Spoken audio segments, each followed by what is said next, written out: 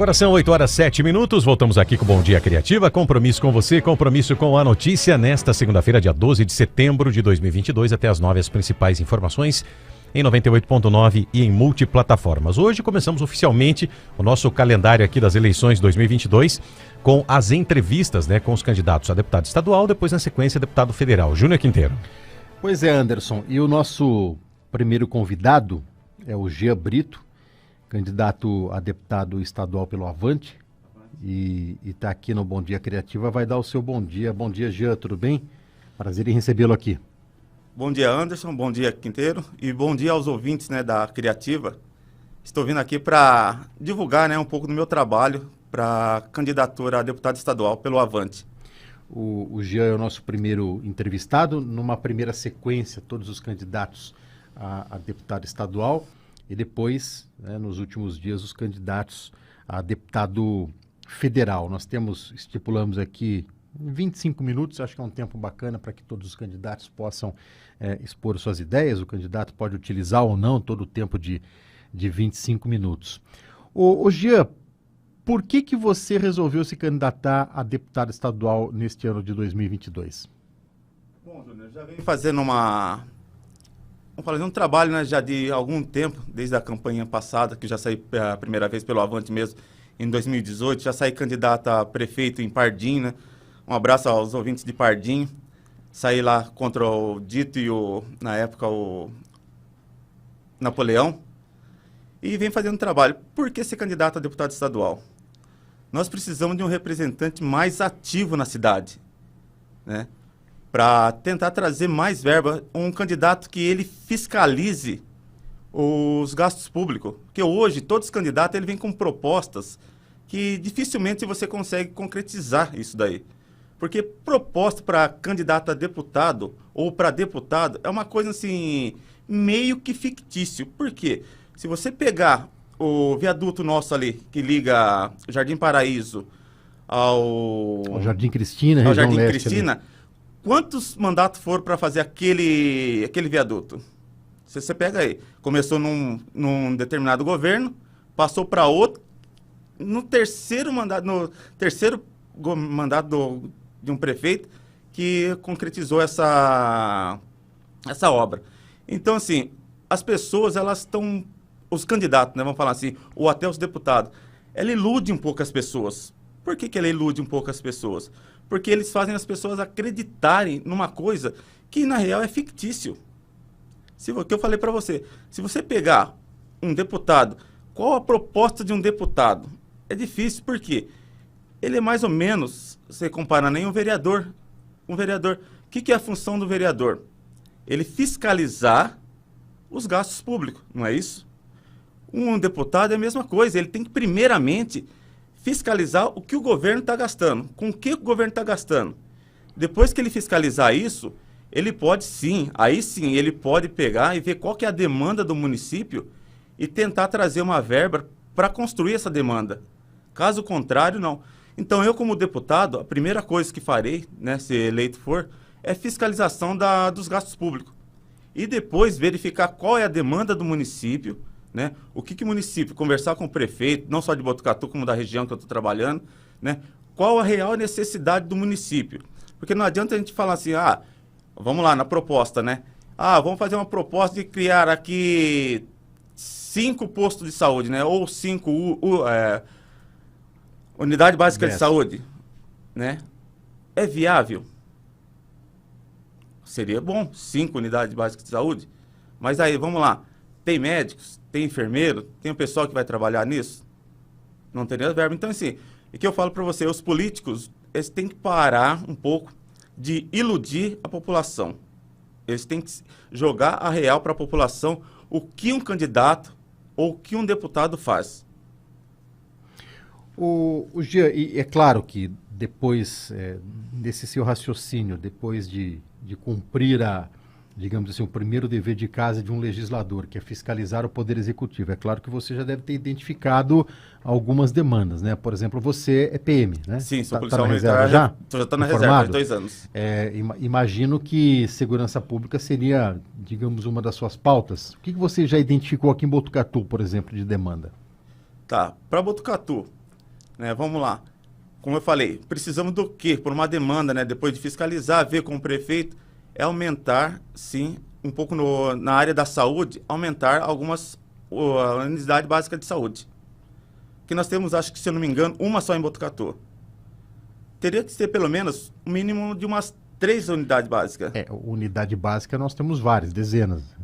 Em todos os bairros tem uma unidade básica de saúde. Não, tá. Não, mas o que eu quero dizer, assim, é um específico, né? Vamos falar assim, pode ter me expressado mal. Específico, vamos falar como assim. se fosse uma UPA. Isso. Tá.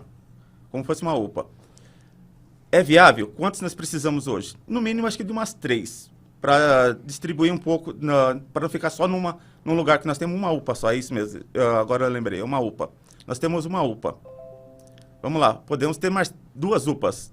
Em uma, dependendo da região, criar uma em um lugar e outra. Para quê? Para não deixar muito inchado isso daí, o atendimento ser muito demorado, né? Na área da educação, vamos lá. O que nós podemos fazer para a área de educação?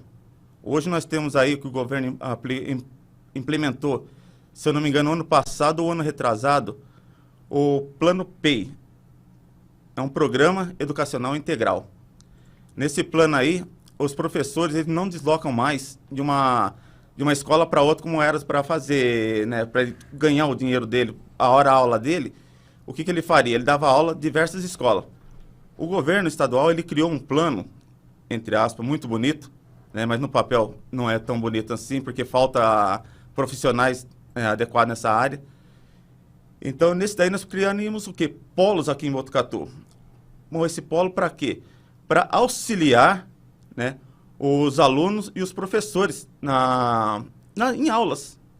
Um reforço de aula, por quê? Durante a pandemia, nós tivemos um atraso desses 2 anos de pandemia, aqui ainda estamos na pandemia, né? Mas a rigorosa da pandemia, nós tivemos 2 anos em atraso. Isso daí, segundo pesquisa, corresponde a mais ou menos 15 anos, de 10 a 15 anos de atraso na educação. Como nós vamos fazer isso para recuperar? Temos que criar polos que auxiliem os professores. Criar polos regionais, né, ou mesmo municipal, que auxilie na educação. Segurança pública, vamos lá, minha área. O pessoal fala assim, vamos trazer policiais, vamos fazer isso, vamos fazer aquilo. Não é tão fácil fazer isso. Por quê? O governo ele já tem um quadro específico para cada região. Conforme o número de furtos, roubo, e outros crimes, ele consegue manipular quantos policiais tem, né, e mandar o efetivo. Como Botucatu, região, é uma região, entre as segura, né, porque aqui as forças de segurança, tanto a municipal, a civil e a militar, trabalham efetivamente, vocês podem ver os casos, né, que acontecem aí, rapidamente é solucionado. Então, assim, São Paulo não vê que Botucatu é uma cidade insegura. Então, ele não vai movimentar efetivos para cá. Não adianta a gente falar assim, vamos trazer mais 10 viaturas, 15 viaturas, 50 homens, né, para trabalhar aqui, que não vai acontecer isso. Porque o índice nosso de criminalidade é baixo. E na área de segurança, o que eu pretendo fazer? Não só também na área de segurança, né, mas assim, englobando a segurança, é trabalhar junto com o governo para que ele valorize principalmente os inativos. Quem está nativo, ele tem hoje uma função chamada função delegada, que ele auxilia, né, a prefeitura no município. Ele tem uma verba extra que chama DGEM, que seria uma escala extra remunerada, mas com isso o policial ele perde a folga dele. Então nós vamos tentar, né, se eleito for, trabalhar junto com o governo para quê? Para que ele se estipule um valor e ele deixe de trabalhar na hora vaga dele. Trabalhar na hora vaga dele somente quando necessário. Se precisar numa escala extra para um evento, essas coisas, ele vai, como era antigamente. Mas nós temos que melhorar e muito o salário do funcionário público. Ele vai falar assim, então você vai puxar a sardinha para o funcionalismo público e deixar as outras entidades de fora? Não. Para você ter um atendimento de qualidade, nós já temos até que bem, pelo que um servidor ganha, né? Para você ter um efetivo de ser atendido bem, nós precisamos remunerar o funcionário público. Muitos falam assim, o funcionário ganha bem pelo que faz. E faz até menos do que deveria. Mas não é, você pega aí, pandemia. Quais foram os órgãos que não pararam nessa pandemia? Saúde, segurança, foi os principais. Professor trabalhou até mais, né, em home office do que trabalharia presencialmente. Mas você pega, qual que foi a valorização de um funcionário da saúde? Qual que foi a valorização de um funcionário da área de segurança? Pelo contrário, eles tiveram seus vencimentos prejudicados. Por quê? O governo, na hora que mais precisava o funcionalismo, ele cortou o tempo de serviço, a contagem do tempo de serviço e alguns benefícios. Então, assim, ó, as pessoas que estão me ouvindo, principalmente os funcionários públicos, sabem que eu estou falando do que o governo Dória fez para o funcionalismo. Inclusive, né, vou até fazer um parênteses aqui, o governo de 30 anos para cá, eu posso falar isso porque eu tenho 32 anos, 30 anos de efetivo e 2 anos de reformado, o governo do PSDB, ele sucateou a área do servidor público.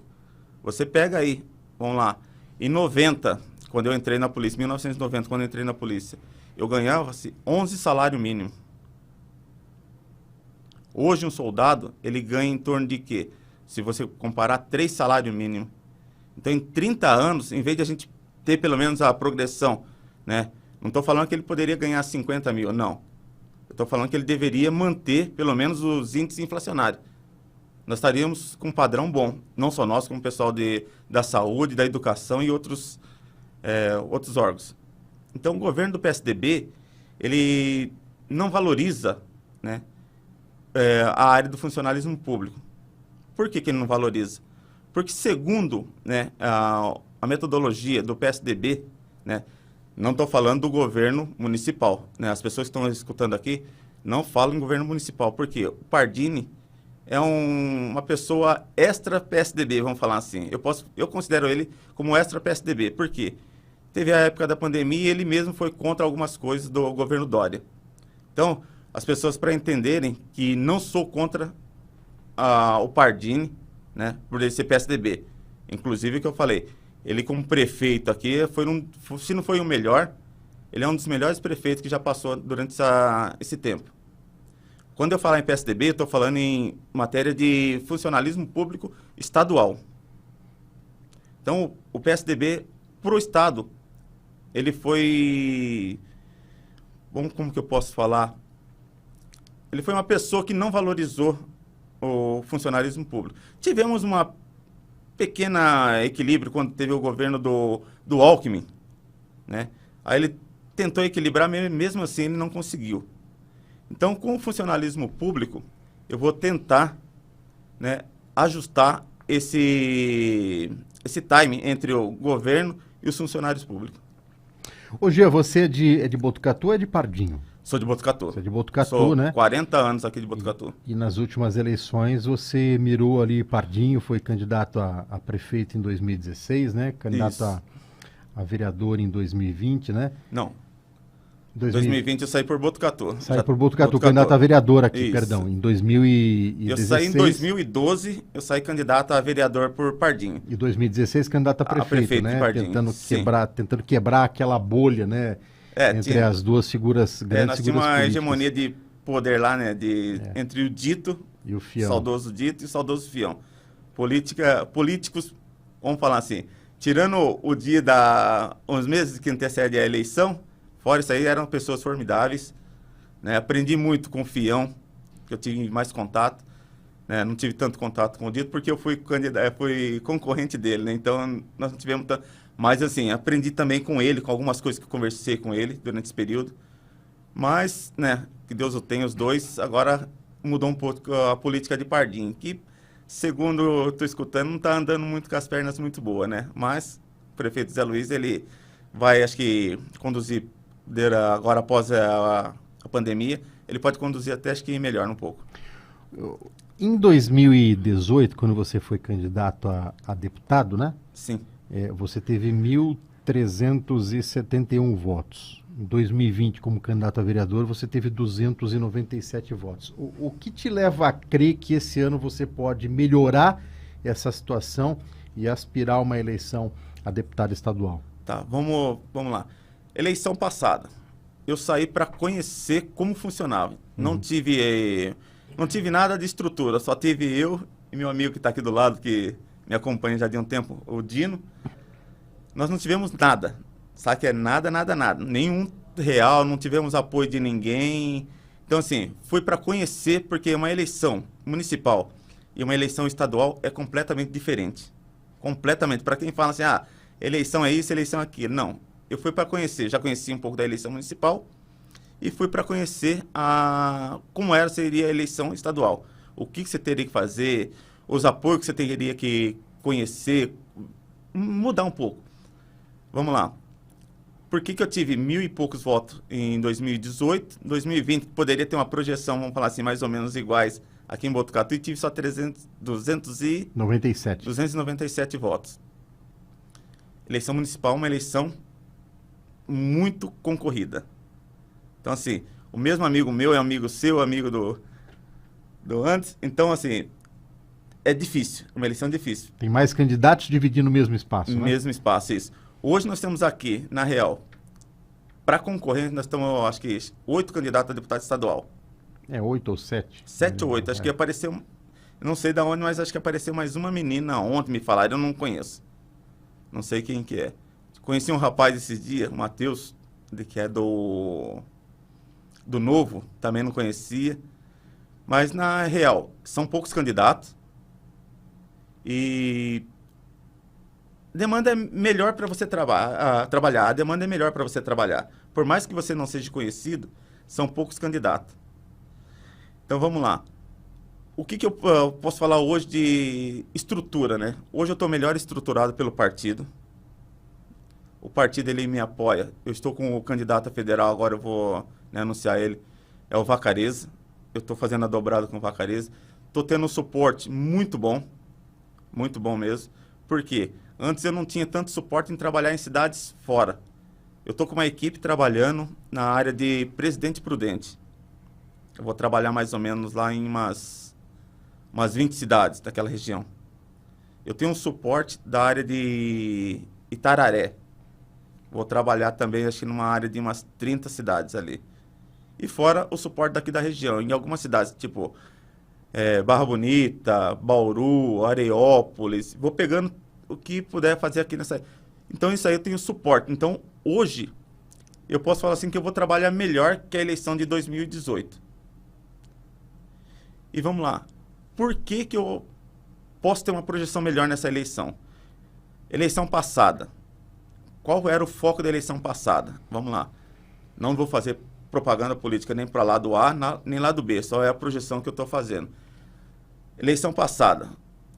O PSL, ele tinha hegemonia total, né? Vamos lá. O marqueteiro do PSL, ele fez um trabalho de excelência, vamos falar assim. Por quê? Ele conseguiu fazer uma hegemonia total do PSL.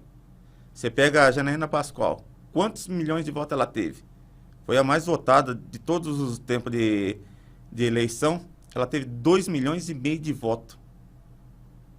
Hoje, nós não temos um partido, por mais que o pessoal fale, não, o presidente está no partido X e ele vai ter hegemonia. Não, ele não vai ter hegemonia. Esse partido do PL, que é o partido do presidente, não estou fazendo propaganda, porque já deixa bem claro, eu sou um candidato independente. Eu não trabalho para um candidato a governador e não trabalho para um candidato, por mais que o partido está apoiando o candidato A e B, eu não trabalho para nenhum dos dois. Eu estou sendo candidato independente. Já tem meu candidato a presidente, já tem meu candidato a governador. Mas hoje, o PL, ele não tem hegemonia total dos votos. Então, nós podemos trabalhar melhor, né?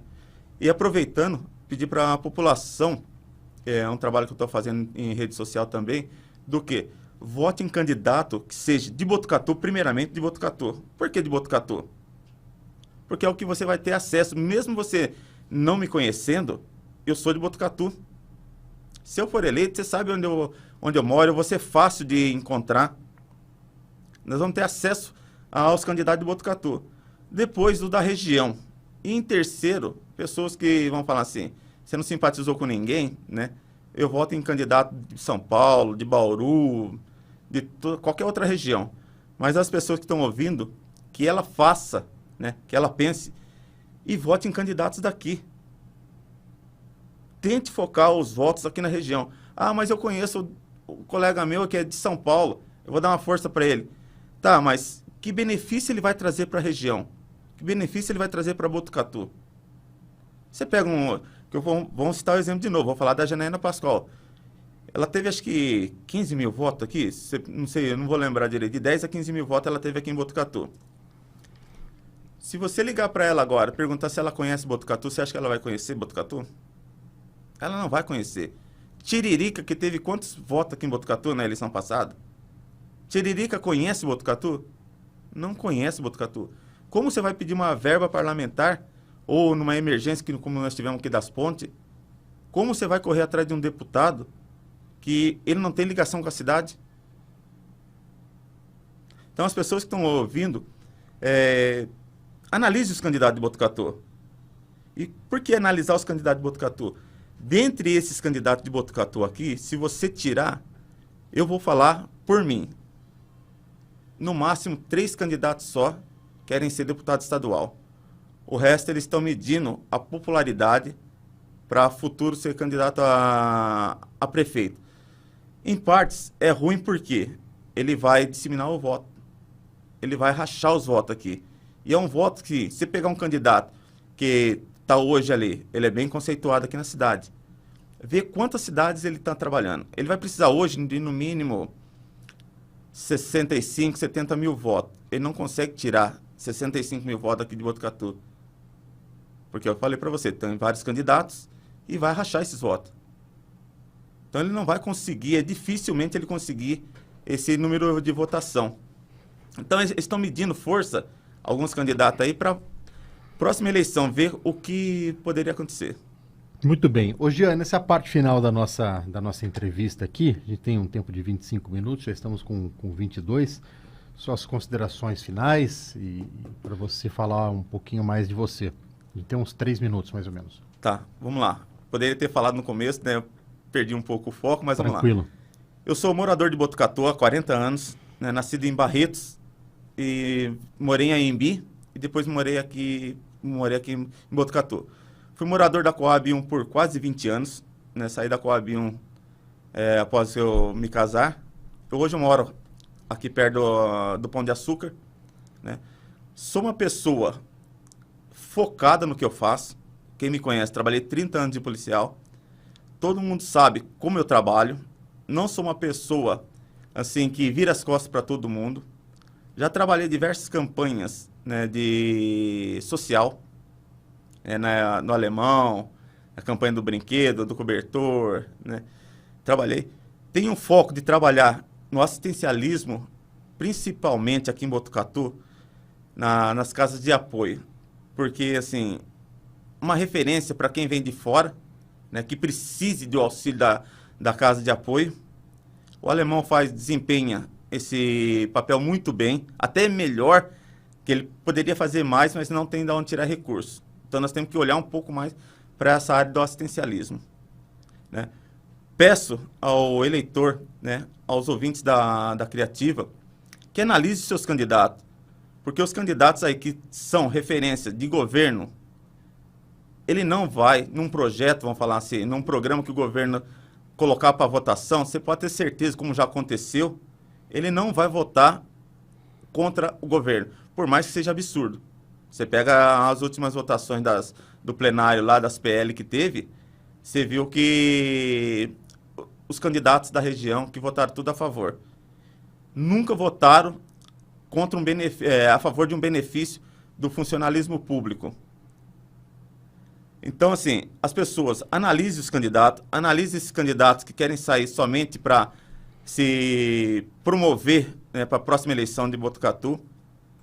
Eu sou o Jean Brito, candidato a deputado estadual. Meu número é o 70001. Sou candidato pelo Avante. Muito bem, Jean, muito obrigado pela sua presença aqui. Bom dia, bom trabalho a você. Obrigado e eu agradeço a vocês, né? E tenham um bom dia a todos.